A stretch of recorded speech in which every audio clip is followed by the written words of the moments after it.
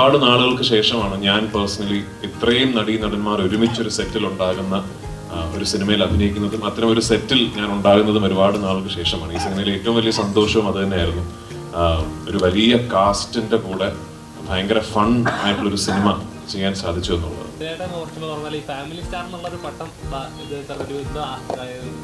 തോന്നുന്നുണ്ടോ?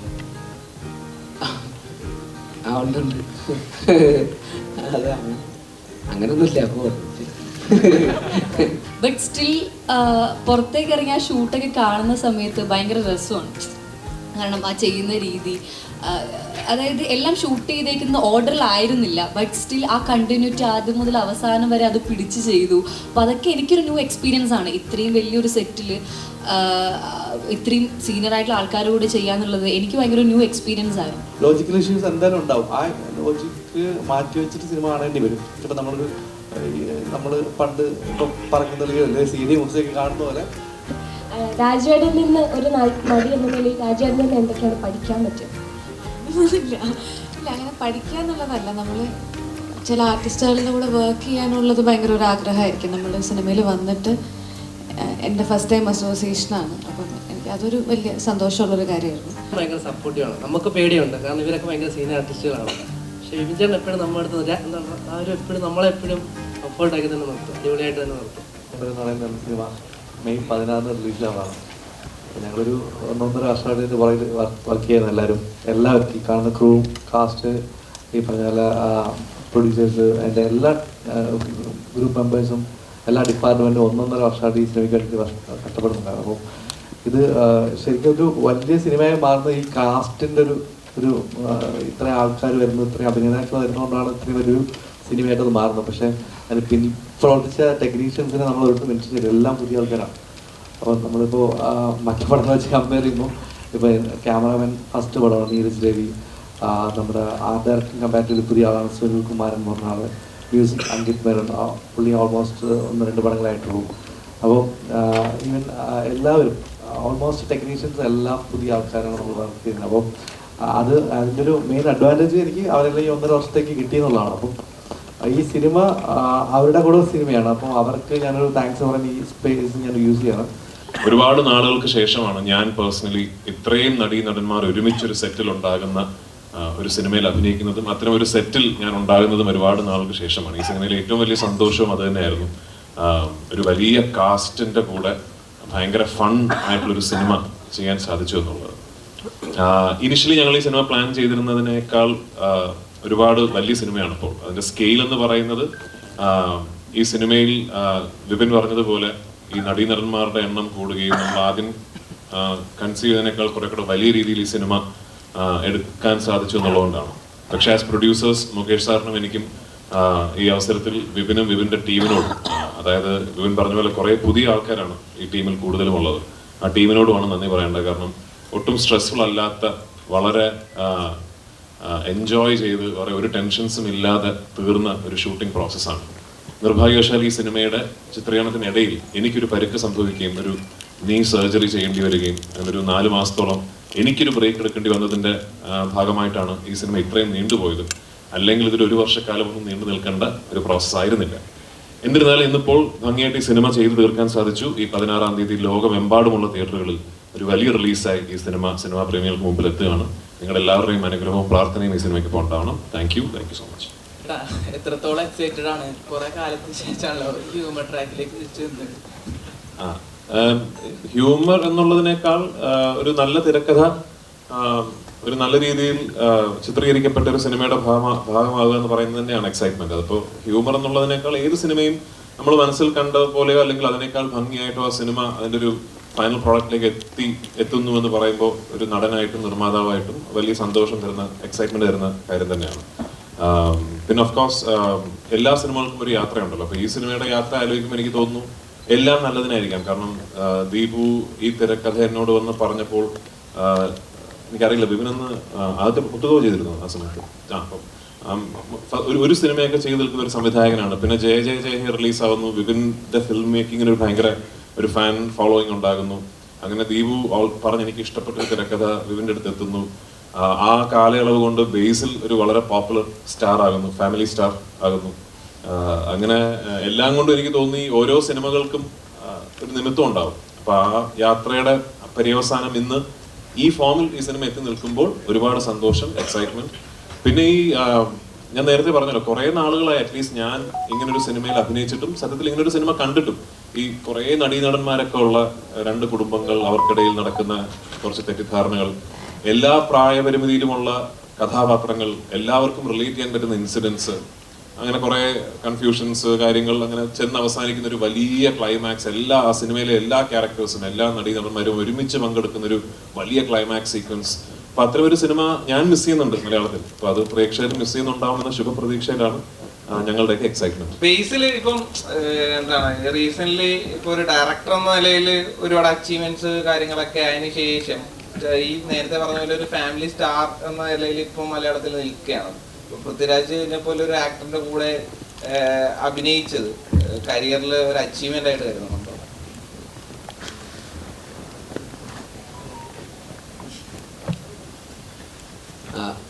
ആദ്യമായിട്ട് എല്ലാവർക്കും നമസ്കാരം.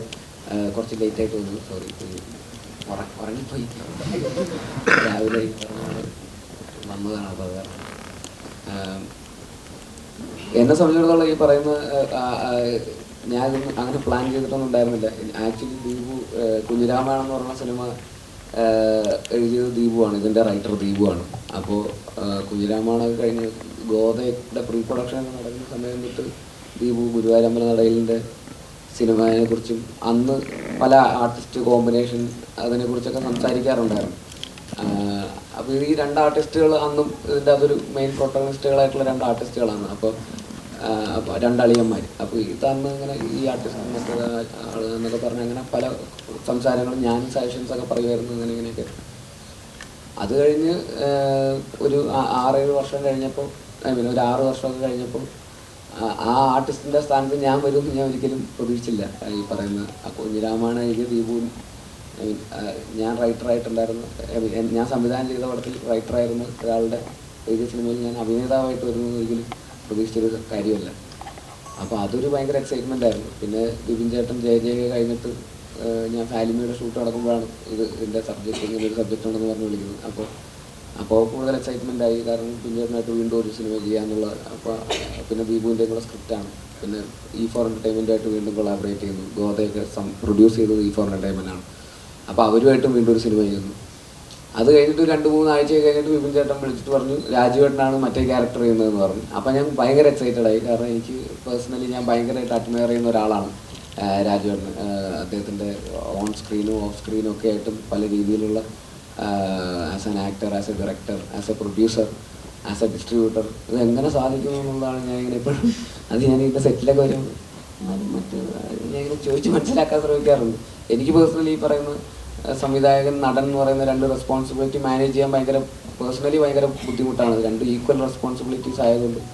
പക്ഷെ ഇതൊന്നും പോരാതെ കൺസിസ്റ്റൻ്റ് ആയിട്ട് കണ്ടിന്യൂസ്ലി ഇങ്ങനെ സക്സസ് ഡെലിവർ ചെയ്യുന്ന ഒരാളെന്നുള്ള രീതിയിൽ എനിക്ക് ഭയങ്കര റെസ്പെക്റ്റ് ഉണ്ട്. അപ്പോൾ അദ്ദേഹത്തിൻ്റെ കൂടെ ഒരു സിനിമയിൽ ഇങ്ങനൊരു പ്രൊട്ടഗണിസ്റ്റായിട്ട് ഉള്ളൊരു റോള്, അങ്ങനെ ഈക്വലി ഇമ്പോർട്ടൻ്റ് ആയിട്ടുള്ള റോള് ചെയ്യാൻ പറ്റുക എന്ന് പറയുന്നത് ഭയങ്കര എന്താ പറയുക, ഭയങ്കര അഭിമാനം തോന്നിയൊരു കാര്യം തന്നെയായിരുന്നു. അപ്പോൾ അതിൽ ഒരുപാട് സന്തോഷം. ക്യാരക്ടർ സെറ്റ് ചെയ്തത് എങ്ങനെയായിരുന്നു? ഇപ്പം ഓവർ ദി ടോപ്പ് ആയിട്ടുള്ള ഒരു പരിപാടിയാണ് എന്ന് നേരത്തെ പറഞ്ഞിരുന്നു. അപ്പം അത് ഇപ്പം നമുക്കറിയാം, പ്രത്യേകം ഇപ്പം മുമ്പുള്ള ക്യാരക്ടേഴ്സിൻ്റെ അത് കോമഡി പ്രസന്റ് ചെയ്യുന്നതിനൊക്കെ ഒരു സ്റ്റൈലുണ്ട്. അപ്പൊ അതിൽ നിന്ന് ഒരു വ്യത്യസ്തമായിട്ടുള്ള ഒരു പരിപാടിയാണോ പിടിച്ചിരിക്കുന്നത്? അല്ല, അങ്ങനെ വ്യത്യസ്തമാക്കാൻ വേണ്ടി ശ്രമിച്ചിട്ടൊന്നുമില്ല. കാര്യം ഈ സിനിമ കുറച്ച് ആളുകൾക്ക് റിലേറ്റ് ചെയ്യണമെന്നുണ്ട്. പിന്നെ ഇത് ശരിക്കും നമ്മൾ ഈ താരങ്ങളെ നമ്മൾ താരങ്ങളായിട്ട് കാണുന്നൊരു സിനിമ തന്നെ ആയിരിക്കും. പൃഥ്വിരാജാണെങ്കിലും ബേസിലാണെങ്കിലും നിഖിലാണ്, അനുശ്വരാണെന്നൊക്കെ നമ്മൾ ഫീൽ ചെയ്യുന്ന ഒരു സിനിമയായിരിക്കും. അത്രയും ഭയങ്കര ക്യാരക്ടർ പിടിക്കാനുള്ള സിനിമയല്ല. അതൊരു കല്യാണം കൂടാൻ പോകുന്നൊരു സിനിമയാണ്. അപ്പം ആ ഒരു വൈബ് പോകുന്നതുകൊണ്ട് നമുക്ക് ഒരുപാട് ക്യാരക്ടർ ചേഞ്ച് ഒന്നും വരുത്താൻ പറ്റില്ല. എന്നാലും ആ ക്യാരക്ടർ ഡിമാൻഡ് ചെയ്യുന്നത് അങ്ങനെ പ്രസന്റ് ചെയ്യണമെന്നാണ്. അപ്പം എന്നാലും സിനിമയുടെ പിന്നീടുള്ള പോക്കിന് ഗുണകരമാവുള്ളൂ. കാര്യം നമ്മൾ ഭയങ്കര റിയലിസ്റ്റിക് ആയിട്ട് പടം പിടിച്ചാൽ അവസാനത്തുമ്പോൾ നമ്മൾ ലോജിക്കൊക്കെ കയ്യിൽ നിന്ന് പോകുന്നുണ്ട് പലയിടത്തും. ആ കയ്യിൽ നിന്ന് പോകുമ്പോൾ ഇതുവരെ കണ്ട സിനിമയിലോ നിങ്ങൾ കാണുന്നതെന്ന് വിചാരിക്കും. അപ്പോൾ അതുകൊണ്ട് സിനിമയിലെ ക്യാരക്ടേഴ്സിനാണെങ്കിലും സിനിമയിലുണ്ടാകുന്ന സീനുകളുണ്ട്, കുഞ്ഞു കുഞ്ഞു കാര്യങ്ങളിൽ വരെ നമ്മൾ കുറച്ച് എക്സാജറേറ്റ് ചെയ്തിട്ടാണ് മുന്നോട്ട് പോകുന്നത്. അത് സിനിമയുടെ അവസാനം എത്തുമ്പം ഈ പറഞ്ഞ ലോജിക്കൽ ഇഷ്യൂസ് ഉണ്ടാവാതിരിക്കാനാണ്. അപ്പം ലോജിക്കൽ ഇഷ്യൂസ് എന്തായാലും ഉണ്ടാവും. ആ ലോജിക്ക് മാറ്റി വെച്ചിട്ട് സിനിമ കാണേണ്ടി വരും. ഇപ്പം നമ്മളൊരു ഈ നമ്മൾ പണ്ട് ഇപ്പം പറഞ്ഞു തെളിയോ അല്ലെ CD മൂസയൊക്കെ കാണുന്ന പോലെ ഞാൻ ആ സിനിമ വെച്ച് കമ്പയർ ചെയ്തല്ല, ലോജിക്ക് കുറച്ച് മാറ്റി വെച്ച് കണ്ടാൽ ഇഷ്ടപ്പെടും എന്നുള്ളതാണ്. അപ്പം ആ ലോജിക്ക് ഒഴിവാക്കാൻ വേണ്ടി ഇതിനെല്ലാം ഞാൻ കുറച്ച് റിയൽ ലൈഫിൽ നിന്ന് കുറച്ച് അപ്പ് ചെയ്ത് സിനിമ ചെയ്യേണ്ടിയിരിക്കുന്നു. അപ്പം ആ ക്യാരക്ടേഴ്സും അതിനനുസരിച്ച് കുറച്ച് ഓവർ ദ ടോപ്പ് ചെയ്യേണ്ടി വരും. അതിപ്പം നമ്മൾ രാജുവിനെ മാത്രമായിരിക്കും ചിലപ്പോൾ ട്രെയിലർ ടീസർ അങ്ങനെ കണ്ടത്. ഇവിടെ ഇരിക്കുന്ന എല്ലാവരും അതുപോലെ ചെയ്യുന്ന ഇച്ചിരി കിളി പോയ ഇച്ചിരി കാരിക്കേച്ചർ ആയിട്ടുള്ള ക്യാരക്ടേഴ്സ് തന്നെയാണ്. ബേസിലേട്ടൻ്റെ വധുവായിട്ട് അഭിനയിച്ച ഒരു എക്സ്പീരിയൻസ് ഉണ്ട്.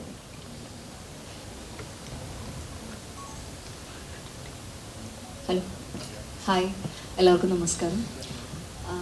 21 ദിവസം നമ്മൾ ഈ ഗുരുവായൂർ സെറ്റ് ഇട്ടിട്ടാണ് നമ്മളത് ഷൂട്ട് ചെയ്തത്. അപ്പം ഫസ്റ്റ് ഡേ റെഡിയായി എല്ലാം സെറ്റായി. ഞാൻ ഭയങ്കര എക്സൈറ്റഡ് ആയിരുന്നു. കല്യാണ പെണ്ണ്, നല്ല കോസ്റ്റ്യൂം, നല്ല ജ്വല്ലറി, മുല്ലപ്പൂ, ഇത് ഭയങ്കര എക്സൈറ്റഡ് ആയിരുന്നു.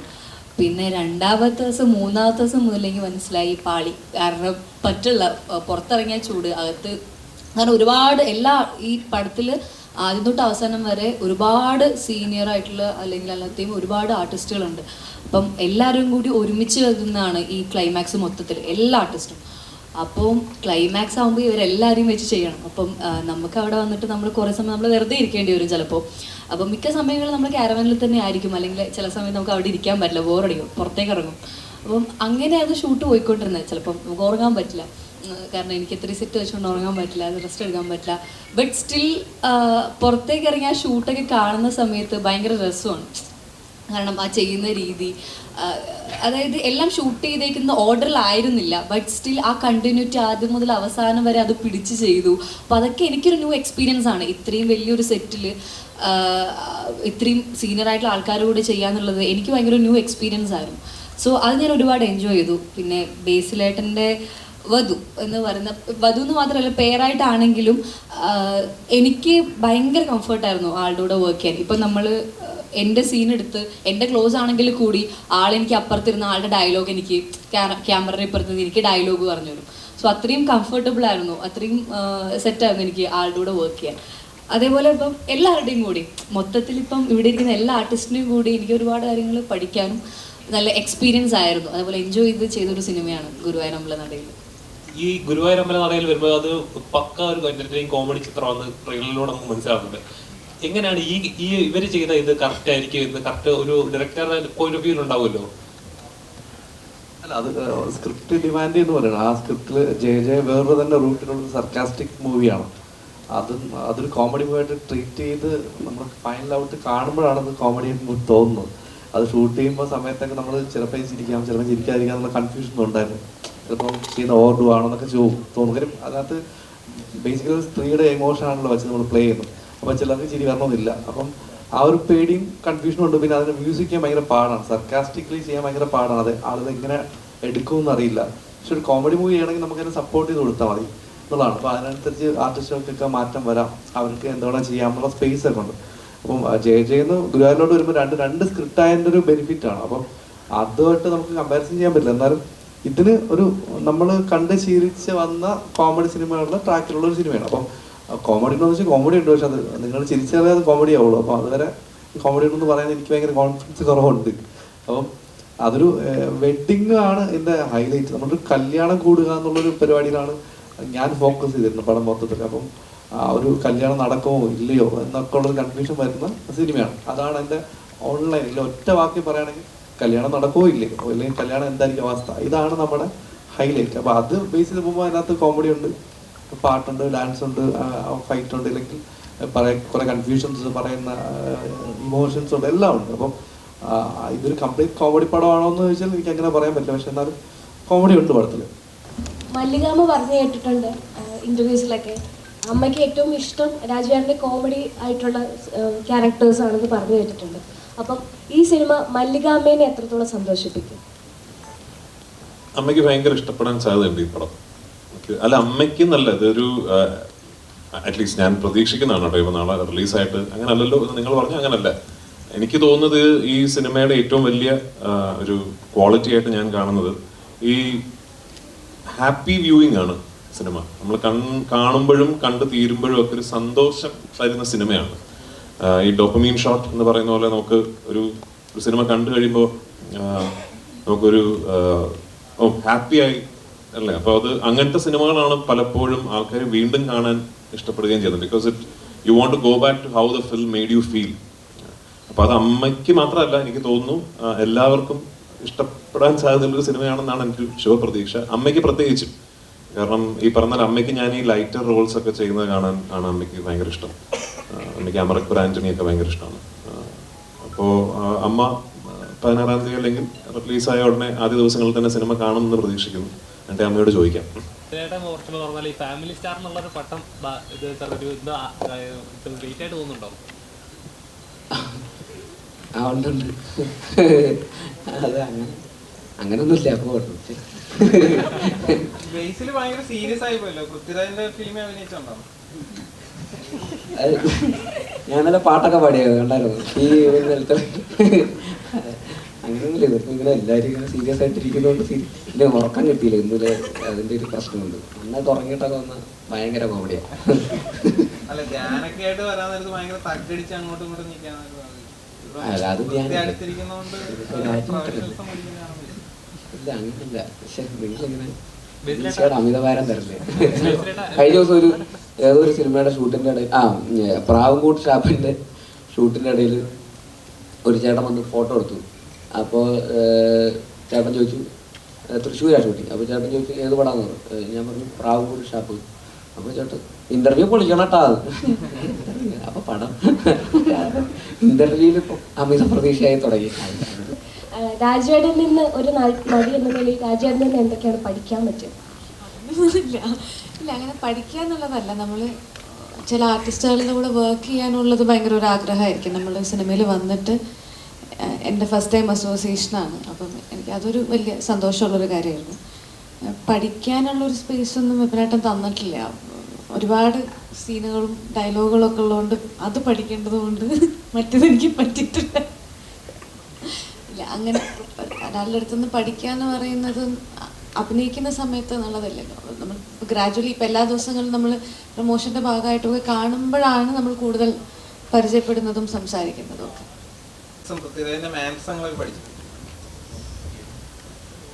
മാനറിസം ഇല്ല, അങ്ങനെ കഥ ഇല്ല. പക്ഷെ എനിക്കിങ്ങനെ ഒരുപാട് ചോദ്യങ്ങളൊക്കെ ചോദിക്കാനുണ്ടായിരുന്നു. എനിക്ക് ആദ്യമൊക്കെ നമുക്ക് ഒരു പേടി ഉണ്ടാവുമല്ലോ ഇപ്പോൾ, അല്ലേ? ഞാനും അങ്ങനെ അധികം മുമ്പ് ഞാൻ സംസാരിച്ചിട്ടൊന്നുമില്ല. എല്ലാവരെയും പോലെയൊക്കെ തന്നെയാണ്. ഈ വിമാനത്തിന്റെ സംഗതി എല്ലാവരും പറയുന്നുണ്ടല്ലോ, സെൽഫി എടുക്കാൻ പോയതാണ്. ഞാൻ ഒരു ഫോട്ടോ എടുക്കാൻ വേണ്ടി പോയതാ. അപ്പൊ അന്ന് ഒരു പ്രാവശ്യം, ഈ സിനിമയ്ക്ക് മുമ്പ് ഒറ്റ പ്രാവശ്യം ഞാൻ രാജുവേട്ടനെ കണ്ടിട്ടുള്ളൂ. അത് വിമാനം എന്ന് പറയുന്ന സിനിമയുടെ സെറ്റിൽ ഞാൻ അതുവഴി പോയപ്പോൾ ഒരു ഫോട്ടോ എടുത്തിട്ടുണ്ട്. അല്ലാതെ നമ്മൾ സിനിമയിലൊക്കെ പറയേണ്ട കാര്യം. അപ്പോൾ അങ്ങനെ അപ്പൊ ഞാൻ ഭയങ്കര ഫാനാണ്. അപ്പൊ അത് കാരണം ഇതിന്റെ സെറ്റിൽ വന്നപ്പോൾ ഞാനും ഈ സിനിമയിലൊക്കെ കണ്ടിട്ടുള്ള അല്ലെങ്കിൽ ഇന്റർവ്യൂസിലൊക്കെ കാണുന്ന അല്ലെങ്കിൽ റീലിലൊക്കെ കാണുന്ന രാജുവേട്ടനാണ് എൻ്റെ മുമ്പിൽ. അപ്പോൾ എനിക്കും കുറച്ച് പേടിയുണ്ട്. മോണിറ്ററിനോ റെയിലിങ്ങനെ ഇരിക്കുന്നത് നമ്മളൊക്കെ കൂടെ ഇങ്ങനെ ഗ്യാങ് ആണല്ലോ, അങ്ങനെയൊക്കെയാണ് അങ്ങനെയൊക്കെയാണ്. അപ്പം ആദ്യം അങ്ങനെയായിരുന്നു. പിന്നെ പിന്നെ പിന്നെ പിന്നെ നമ്മുടെ ഒരേ വൈബാന്ന് മനസ്സിലായി. പിന്നെ ഭയങ്കര കോമഡിയായിരുന്നു. തമാശയൊക്കെ പറയും. അങ്ങനെ ടിപ്സോ അല്ല, ഞാൻ ഇങ്ങനെ ചോദിക്കും. അല്ല, ഞാൻ നേരത്തെ പറഞ്ഞില്ലേ ഇന്ന് രാവിലെയും കൂടെ ചോദിച്ചത് ടിപ്പ് ചോദിക്കല് തന്നെ ഫുൾ ടൈം ടിപ്സ്. അപ്പോൾ അല്ല, എനിക്കിതൊക്കെ എങ്ങനെയാണ് ഇതെല്ലാം കൂടെ മാനേജ് ചെയ്ത് കൊണ്ടുപോകുന്നത്, എങ്ങനെയാണ് ഇതിൻ്റെ ഒരു സിനിമ എന്ന് മാത്രം ആലോചിച്ചുകൊണ്ട് ജീവിക്കുന്ന ഒരാളാണല്ലോ. Full time cinema. ഒരുപാട് ഇൻ്റർവ്യൂസിലൊക്കെ സംസാരിക്കുന്നതും അദ്ദേഹത്തിൻ്റെ ഒരു വിഷൻ, ഒരു മലയാള സിനിമയെ റെപ്രസെൻ്റ് ചെയ്യുന്നു, ഒരു ബ്രാൻഡ് അംബാസഡർ എന്നൊക്കെ ചെയ്ത് പുറത്തേക്ക് അതിനൊക്കെ. അപ്പോൾ ഇതൊക്കെ അങ്ങനത്തെ ആസ്പിറേഷൻസ് ഉള്ള ഒരാൾ. അപ്പോൾ ഇതൊക്കെ എനിക്കും ഭയങ്കര, ഞാനും അങ്ങനെ കുറച്ച് അംബീഷ്യസ് ഒക്കെ ഉള്ള ഒരാളാണ്. അപ്പോൾ എനിക്കും ഈ പറയുന്ന ഭയങ്കര റിലേറ്റബിൾ ആണ് അങ്ങനത്തെ കുറേ കാര്യങ്ങളൊക്കെ. അപ്പോൾ എനിക്ക് ആഗ്രഹമുണ്ട് ഇതൊക്കെ എങ്ങനെയാണ് ഇതൊക്കെ കൂടെ മാനേജ് ചെയ്ത് എങ്ങനെയാണ് കൊണ്ടുപോകുന്നത്, കണ്ടിന്യൂസ്ലി ഇങ്ങനെ കൺസിസ്റ്റൻ്റ് ആയിട്ട് ഇതെല്ലാം മാനേജ് ചെയ്ത്. പിന്നെ അവിടെ എങ്ങനെയാണ്, അവിടുത്തെ വർക്കിംഗ് എങ്ങനെയാണ്, ഇവിടെ എങ്ങനെയാണ്, ഇവിടുത്തെ സ്റ്റൈൽ എങ്ങനെയാണ്, ഇങ്ങനെയൊക്കെ ആയിട്ട്. പിന്നെ പഴയ കഥകൾ, ഒരുപാട് സിനിമകളിലെ കഥകളും തമാശകളൊക്കെ അങ്ങനെയൊക്കെ. ചെറിയ പ്രായത്തിൽ സിനിമയിൽ അഭിനയിക്കാൻ തുടങ്ങിയ ഒരാളെന്നുള്ള രീതിയിൽ ഇത്രയും വർഷത്തെ എക്സ്പീരിയൻസ് ഉണ്ടല്ലോ. അപ്പോൾ ഫിലിമിൽ ഷൂട്ട് ചെയ്യുന്നു, ഡിജിറ്റലിലേക്ക് വന്നപ്പോൾ അത് ഷൂട്ട് ചെയ്യുന്നു, പല പല ആർട്ടിസ്റ്റുകളുടെ കൂടെയും പല ഡയറക്ടേഴ്സിൻ്റെ കൂടെയൊക്കെ ഒരുപാട് സിനിമകൾ വർക്ക് ചെയ്തിട്ടുണ്ട്. തെലുങ്കിൽ ചെയ്യുന്നു, ഹിന്ദിയിൽ ചെയ്യുന്നു, അങ്ങനെ പല ഭാഷകളിൽ ചെയ്യുന്നു. അപ്പോൾ എല്ലാത്തിനെ കുറിച്ച് നമുക്ക് കുറേ കാര്യങ്ങൾ കഥകളൊക്കെ ചോദിക്കാനുണ്ട്. അവരൊക്കെ എങ്ങനെയാണ് ഇതിൻ്റെ പരിപാടി, ഇങ്ങനെയൊക്കെ നമുക്ക് അപ്പോൾ അങ്ങനെ ഒരുപാട് ചോദിക്കാനുണ്ട് ആക്ച്വലി. അപ്പോൾ അങ്ങനെ ഞങ്ങൾ ഇടയ്ക്കിടയ്ക്ക് ഇങ്ങനെ ഞാൻ ടിപ്സ് ചോദിക്കാറുണ്ട്. എനിക്ക് ബേസിൽ ഒരുപാട് വർക്ക് ചെയ്ത് ഇങ്ങനെ ടയർഡൊക്കെ ഇല്ലെങ്കിൽ ഒരുപാട് കാര്യങ്ങളൊക്കെ ഏറ്റെടുത്ത് ചെയ്യാൻ നേരത്ത് വിനീത് ശ്രീനിവാസ് ഇടയ്ക്ക് വിളിച്ചിട്ട് ചോദിക്കും, എടാ നീ ഓക്കെ അല്ലേ എന്നിങ്ങനെ ചോദിക്കുമെന്ന് പറഞ്ഞിട്ടുണ്ട്. അതൊക്കെ നമ്മുടെ തൃപ്തിക്ക് പറ്റിയത് സംഗതിയാ ഈ എല്ലാം കൂടെ. ആ പരിപാടിയാണോ ഈ പറഞ്ഞിരുന്നത്? പറഞ്ഞു വിനീതേട്ടൻ പറഞ്ഞു. അതായത് വിനീതേട്ടൻ ഈ പറയുന്ന പോലെ ഞാൻ എന്താ കുറേ എല്ലാം കൂടെ ആയിട്ട് ഞാൻ ഭ്രാന്തായിട്ടിരിക്കുമ്പോൾ ഒരു വിനീതേട്ടൻ എൻ്റെ അടുത്ത് വിളിച്ചിട്ട് ഒരു ദിവസം, എടാ നീ ഓക്കെ ആണോ, എല്ലാവരും എന്തെങ്കിലും ഡേറ്റ് മറ്റേത് അതപ്പോൾ ഇപ്പോൾ വരും എങ്ങനെയൊക്കെയാണല്ലോ ചോദിക്കുക. അപ്പോൾ ഒരാൾ പെട്ടെന്ന് ഓക്കെ അല്ലേ എന്ന് ചോദിച്ചപ്പോൾ എനിക്ക് ഭയങ്കര അങ്ങനെയൊക്കെ ആൾക്കാർ അത് ഭയങ്കര ഇതായിരുന്നു. അപ്പോൾ അതിനെക്കുറിച്ച് വിനീതേട്ടൻ ഒരു ഇന്റർവ്യൂവിൽ പറഞ്ഞു. അപ്പോൾ അതിൽ വിനീതേട്ടൻ സംസാരിച്ച് എല്ലാവർക്കും പൃഥ്വിരാജ് ആവാൻ പറ്റൂല്ലോ, അതുകൊണ്ട് ഞാൻ അവൻ്റെ അടുത്ത് ഓക്കെ ആണോ എന്ന് ഞാൻ ചോദിച്ചു എന്ന് അങ്ങനെ പറഞ്ഞായിരുന്നു. അപ്പോൾ അതൊക്കെ തന്നെയാണ് എനിക്കും അറിയുന്നത്, എങ്ങനെയാണ് അങ്ങനെ ആവുന്നത്. ഇതെൻ്റെ രണ്ടാമത്തെ സിനിമയാണ്, രോമാഞ്ചത്തിന് ശേഷമുള്ള. രണ്ടാമത്തെ സിനിമയിൽ എനിക്ക് ഇവരുടെയൊക്കെ അടുത്തിരിക്കാൻ പറ്റുമെന്നൊന്നും സ്വന്തം പോലും കണ്ടിട്ടുള്ളതല്ല. എത്രയോ പേരൊക്കെ എത്രയോ പടങ്ങൾക്ക് ശേഷമായിരിക്കും അവർക്കൊക്കെ ഇത് കിട്ടും. പക്ഷേ അത് രാജേട്ടനും ബീസേനും ഇവരൊക്കെ നമ്മളെ പരിഗണിക്കുന്നതാണല്ലോ ഇവിടെ വന്നിരിക്കാനും പറ്റുന്നതും നിങ്ങൾക്ക് ഇപ്പോൾ എന്നോട് ചോദ്യം ചോദിക്കാൻ പറ്റുന്നതല്ല. പിന്നെ ലൊക്കേഷനുള്ള എക്സ്പീരിയൻസ് എന്ന് വെച്ച് കഴിഞ്ഞാൽ വിപിൻ ചേട്ടൻ ഭയങ്കര സപ്പോർട്ടീവാണ്. നമുക്ക് പേടിയുണ്ട്, കാരണം ഇവരൊക്കെ ഭയങ്കര സീനിയർ ആർട്ടിസ്റ്റുകളാണ്. പക്ഷേ വിപിൻ ചേട്ടൻ എപ്പോഴും നമ്മുടെ അടുത്ത് എന്താണ് എപ്പോഴും നമ്മളെപ്പോഴും കംഫർട്ടാക്കി തന്നെ നിർത്തും, അടിപൊളിയായിട്ട് തന്നെ നിർത്തും. പിന്നെ ഞാനും സാഫ്, ജോമോന്, അശ്വിന് ഞങ്ങളായിരുന്നു ഒരു ഗ്യാങ്ങായിട്ട് പോയിക്കൊണ്ടിരുന്നത്. അപ്പം പടം കാണുമ്പോഴും നിങ്ങൾക്കത് മനസ്സിലാവും. അപ്പം അടിപൊളിയാണ്, സ്വപ്നതുല്യം അതിനപ്പുറമൊക്കെയാണ് ഇത്.